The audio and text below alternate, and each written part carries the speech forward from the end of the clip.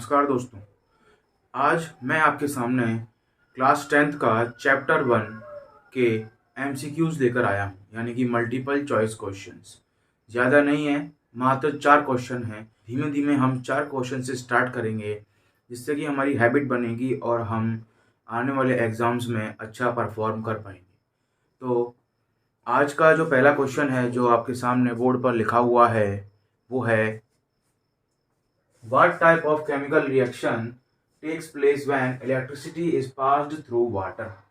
पानी से जब हम इलेक्ट्रिसिटी को पास करेंगे तो कौन सी रिएक्शन होगी?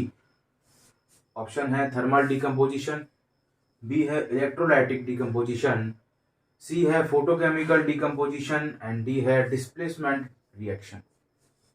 जैसा कि हमने चैप्टर पढ़ा हुआ है कि वाटर में जब हम इलेक्ट्रिसिटी पास करते हैं तो इलेक्ट्रोलाइटिक डिकम्पोजिशन होता है, जो पानी है वो H+ और OH- आयन में अलग अलग हो जाता है। ये एक्टिविटी 1.7 है चैप्टर 1 की।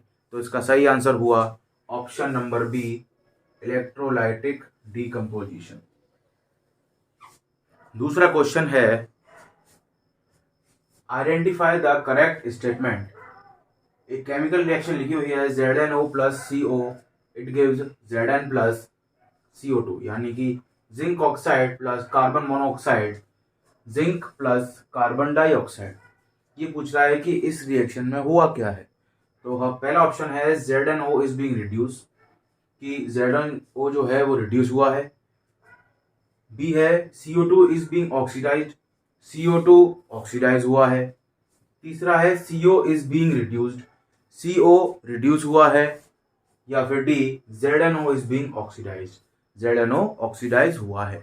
हमने चैप्टर 1 में पढ़ा था ऑक्सीडेशन और रिडक्शन रिएक्शन, यानी कि रिडॉक्स रिएक्शन। ऑक्सीजन का जुड़ना ऑक्सीडेशन, हाइड्रोजन का जुड़ना रिडक्शन, ऑक्सीजन का हटना रिडक्शन और हाइड्रोजन का हटना ऑक्सीडेशन। वही रूल हम यहाँ देख रहे हैं कि हम देख रहे हैं कि ZnO से Zn बन गया है और ZnO में से Zn बना है, तो उसमें O नहीं है, यानी कि O हट चुका है, यानी कि हम कह सकते हैं कि रिड्यूस हुआ है।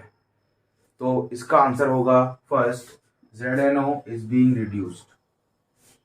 तीसरा क्वेश्चन है, which of the following laws is satisfied by a balanced chemical equation.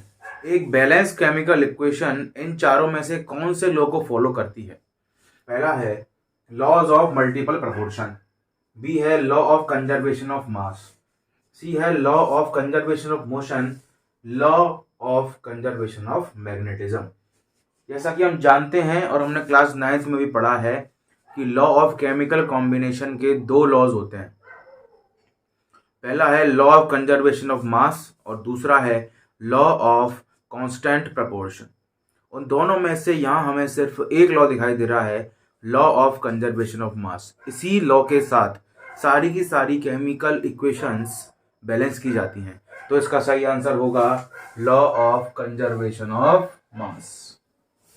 चौथा क्वेश्चन है, reaction of magnesium with air is AN। Magnesium जब एयर से रिएक्ट करता है तो वो रिएक्शन होती कैसी है?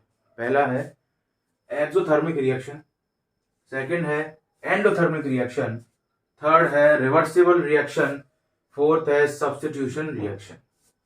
एक्सोथर्मिक रिएक्शन वो होती है जिसमें से हीट प्रोड्यूस होती है, जिस रिएक्शन में से हीट प्रोड्यूस होती है। दूसरी होती है एंडोथर्मिक, जिसमें हीट एब्जॉर्ब होती है।